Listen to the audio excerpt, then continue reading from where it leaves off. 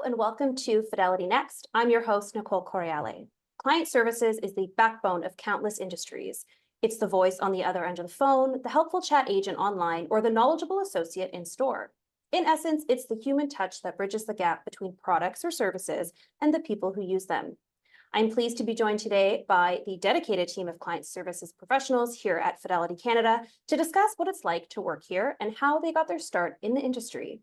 Please welcome Raveena Gill, Business Development Representative, Daphnee Lessard, Advisor Service Center Representative, and Rida Mergoum, Service Center Specialist. Pleasure to have you here today. Thank you for having us.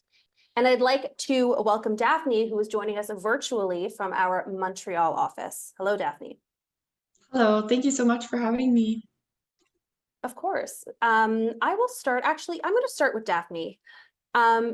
So like I said, Daphnee is in our Montreal office, and I think it is really beneficial for everybody to hear how Daphnee got her start because she was in the Fidelity Co-op program and has completed it for 2 internships. Is that correct?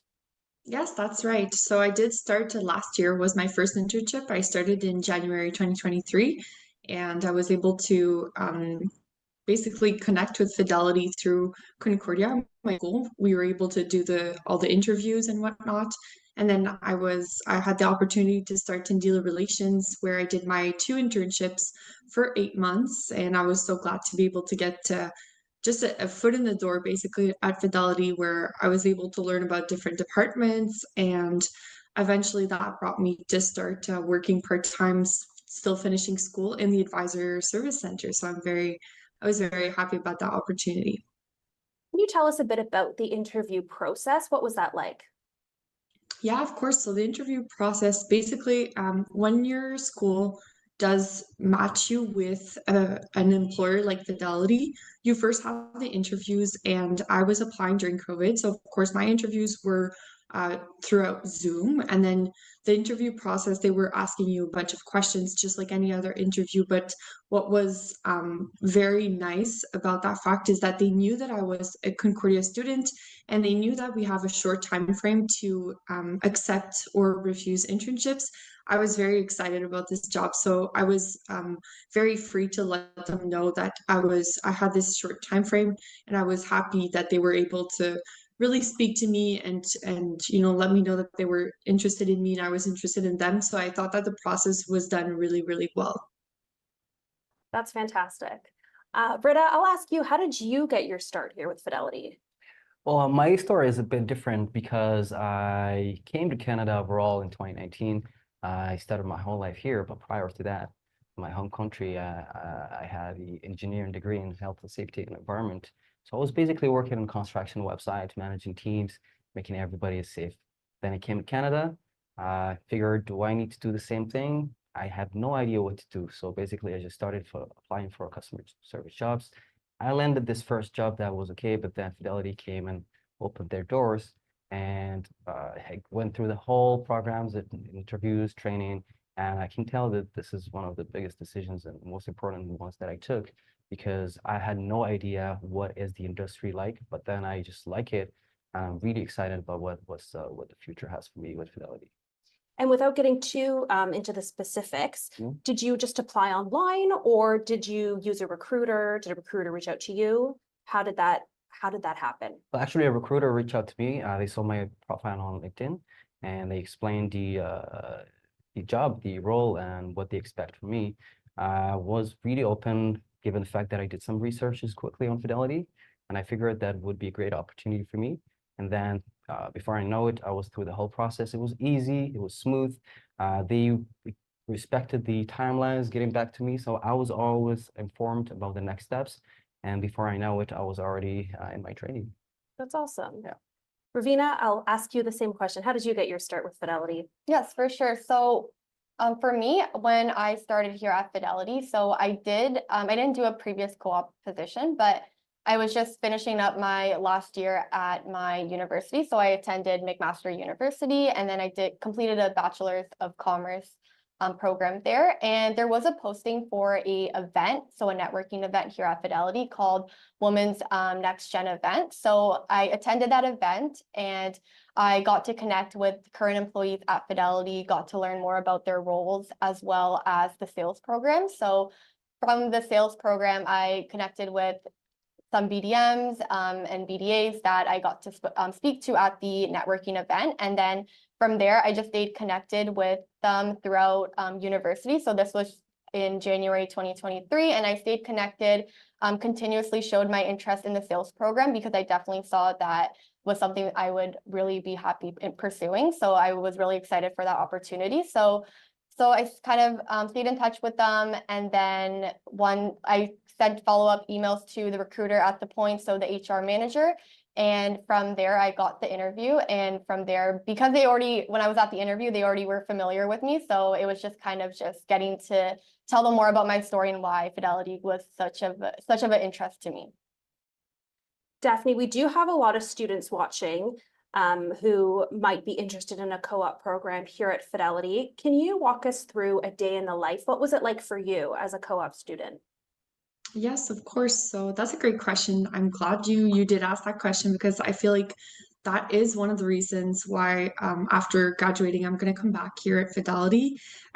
So basically, the student program is one of the most elaborate ones that I've seen. I've done other internships at other companies and I've worked at other jobs. So I was happy about the one at Fidelity. Basically, the student program, it really enables you not only to do your job, so mine was in dealer relations, but also to tap into the other departments and learn about what they do. So before I get into that part, dealer relations, what we did was we do the interactions with all the dealers and the financial institutions that Fidelity works with. So the banks, for example, and any questions that they have regarding some trades, for example, that did not go through when purchasing mutual funds. It was our job really to make sure that everything was seamless and also making sure that everything was digital. So digitalization was also something that we worked with the dealers. So that's just a little bit of the day to day. And also once in a while, we do have some events where we do meet with the dealers face to face. So I was very lucky to be able to go on those meetings and really just explain how Fidelity and the dealers can work better together. So that's something that was very, very fun for me as an intern, especially. And then a little bit more on the student program part. So we were able multiple times a week to have meetings and just meet with different peoples across the company. So not just within dealer relations, not even just the client services center, but also other departments like sales, and even talk to executives within Fidelity. So I even got to meet the president and many different people, which really helps into learning more about Fidelity and really helps to be more engaged, I would say.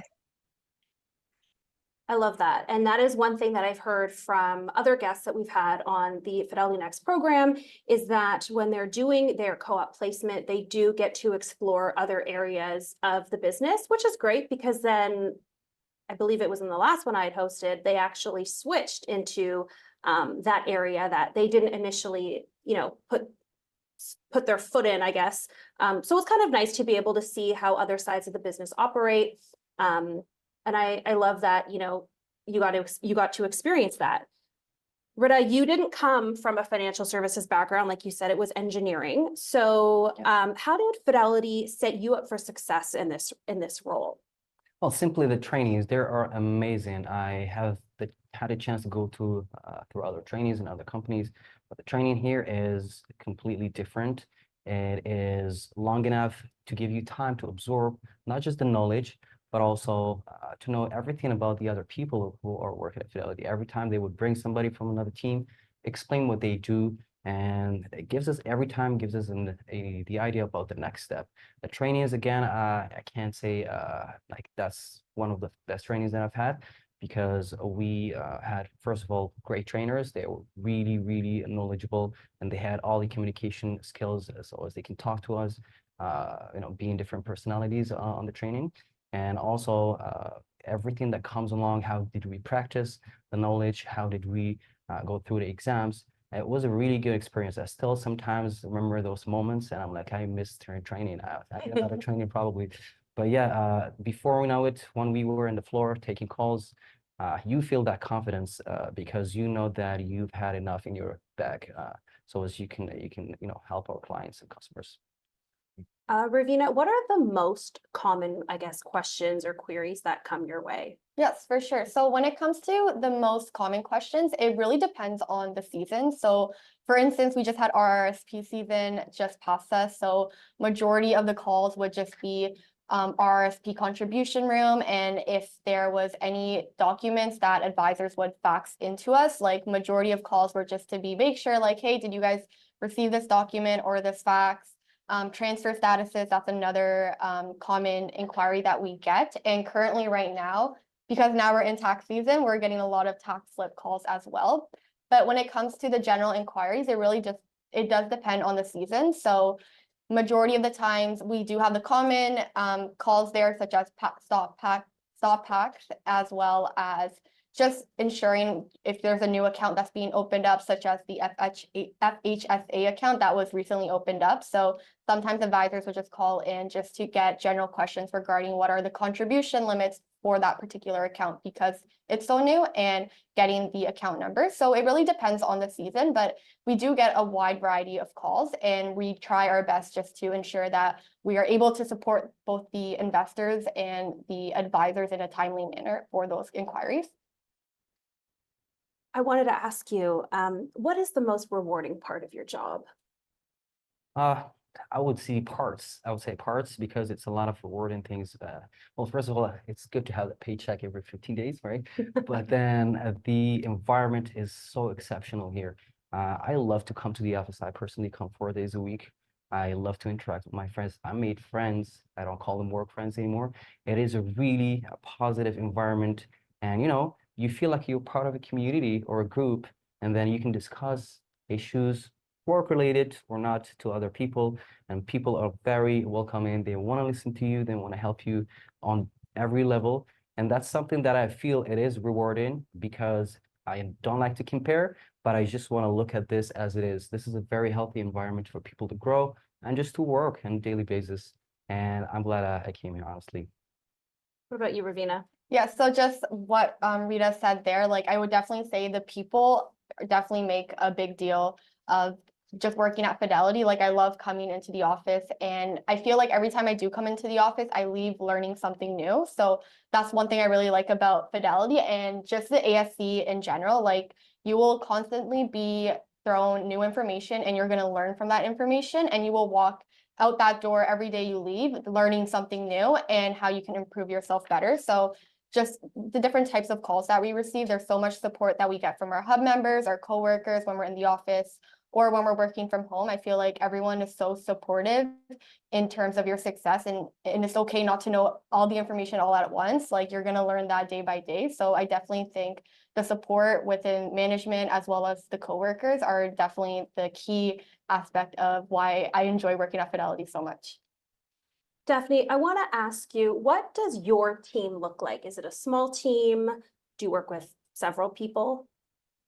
Yes, that's a good question. So we are quite a large team, I would have to say, and I like that fact because you get to learn a little bit, like Raveena said, a little bit from every person that's on the team. So we do have a team manager who's always there to help us. I think that's very important because it's not in all companies. I feel like you can always talk to your manager, but I'm constantly chatting with her. I have a smile on my face when I say that because she's always there to help me. And I feel like all the different managers that I've had throughout this experience when I was in dealer relations, but also now in the advisor service center, I'm able to really reach out to them, have a good conversation, and even call them when I can do that. So I think just the team spirit as well, it transcends from who your manager is. And I feel like our team meetings are always so fun. We even do a bunch of games once in a while, so it's really quite memorable, I would have to say. Every meeting has something new. Now, like we said at the top of the show, you are in Montreal. Yeah. how much of your day, if maybe it's all of it, do you speak French or do you speak English? Do you speak both? Or is it? Yeah, that's a good question. I do speak half and half. So I go to the office, I would say twice or three times per week, given school and everything. But half the time I do speak French, like the calls. I'm a bilingual rep. So my calls are in French as well as in English. It depends a little bit on the seasons as well. Sometimes I have a week that I have mainly like 60% French calls, and then 40% English. And then sometimes it switches up, but I'm perfectly able to do both. And I like to do both. I mean, it gives little bit of variety to your day. And in the office as well, we both speak English and French. I would have to say majorly French, but as well English, and our emails are mainly in English. So really just mix of both. I guess you tailor it to the client as well, obviously. Yes, exactly, exactly. Who is reaching out to you. Mhm. Well, that's fantastic, and kudos to you for being able to do that, to speak to Thank people you. in different languages. I would not be able to do that at all. So this is a little bit of a tough question, but how do you handle challenging client situations or complaints effectively when you're really stumped or someone's really, I guess, annoyed with a certain situation? You have to obviously approach it in a calm way. Does it happen often, and how do you work that out? So in my case, in my role, I am more of the second level of support. So I interact basically on a daily basis with the sales team, from VPs to the BDAs, and also with the ASC team, which is the BDRs and the AC reps. BDRs are just sales people who are doing some practice with the AC before they can join the sales team. So I don't really get to talk to clients unless it is an escalation, which is basically exactly what you asked me. So if I have to talk to a client, I need to be ready for an escalation. And usually, as you said, it is a very uncomfortable situation for the caller, the client, before it is for anybody on the other side. Because if we want to be rational about this situation, there is a problem. That's why they are trying to get that problem resolved. And that's why they're reacting in such a way. I personally, my advice to anybody else and to myself, never take things personally. Just listen to the core of the speech of the other person. They are looking for something, and I personally just go for the keywords and try to understand the issue. And obviously, when it's time to me to talk, I have to recognize and assure the person that they're going to be taken care of, and that we do understand their reactions, and that this is not Fidelity. This is just a mistake or a one-time exception. And we want to make sure that their experience is not stopped at that problem, and we will give them more than just a solution. Sometimes we will suggest other proactive measures to make sure that the client regain the trust and confidence back in Fidelity, which they basically never lost. It's just a situation where it is uncomfortable for both sides. I enjoy escalations, believe me. It might be a little bit awkward, but I believe that there is a reason why that person is acting in a very specific way, and that is not their fault mainly. It's just there has to be the right type of communication for the message to go through. That is such a pleasant answer. If I ever had an issue, I would love to have your voice on the other end. I will say that. So speaking of, I guess, effective ways of handling situations and, different tools that you can use to do so, is Fidelity implementing any new tools like AI to help the team work more efficiently? Yeah, so as of now, not to get into any specifics, we do have some plans planned for the summer just to increase automation within the department, because automation is super important to our team to ensure that we do our tasks effectively. So we do have some projects coming in the summer. So we're definitely looking forward to having that automation within AI be generated as soon as possible there. Oh, that's awesome. I want to bring it back to co-op. Now, I know you guys didn't do the co-op program, but have you worked with any co-op students during your time here? I did. You did? Yeah, because part of the ASC is not just the permanent or temporary hires, it's also students. Right. So we have actually around 5 corp students, and I personally take care of those more than anybody else. Not that I don't take care of Yeah. them, because I know they feel a little bit different because they're just for a co-op, but I always make sure to tell them, hey, you should come back. This is just experience number one. You should come back for second, third one. Why not? And they actually eventually get hired if they show that interest in Fidelity. They love it. I can see it in our special events when we meet and they keep to see Fidelity, and I'm like, oh wow, this is nice. It's not just work. So yeah, that's a really good start for students, to be honest, for co-op. They get to experience the knowledge part and also what is a healthy workplace looks like. And yeah, I would encourage anybody to start with Fidelity. Fantastic. Daphnee, I'd love to close out this conversation with you as our former co-op student. What advice would you give to those watching today's webcast who are interested in a co-op placement here at Fidelity Canada? Yeah, that's a great question. So I would say three things. First thing is networking is very important. I can't stress this enough. So I've been through this whole process of just trying to find an internship and being that student who's, going through different interviews and seeing different companies, but really networking is very, very important. So please, everybody have a LinkedIn, but not only that, go to events, go chat with people, take a drink. It's fun. It's chatting with people. I'm a people person, so I like to do that, but really do it even if you don't like it. It's important to get out of your comfort zone. It's going to bring you opportunities like I have. So I was very happy about that. Second thing, be curious. That's something that everybody has always told me at Fidelity. So always ask questions once you do get hired here. If you do, I really do hope you do. And third question is try to do more. Try to do more than what is expected of you, because that's what's really going to help you distinguish yourself from other people in the company. And really, it's going to better you as a person and enable you to have further opportunities. Like I was able to come back to Fidelity upon graduation.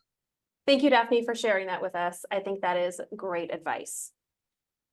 Thank you to all of you for joining me today, Raveena, Rida, and Daphnee, and thank you for tuning in to today's episode of Fidelity Next. We hope you're feeling more inspired to start seeking out new opportunities. If you're interested in working with the Fidelity Canada team, you can explore new opportunities via www.careers.fidelity.ca.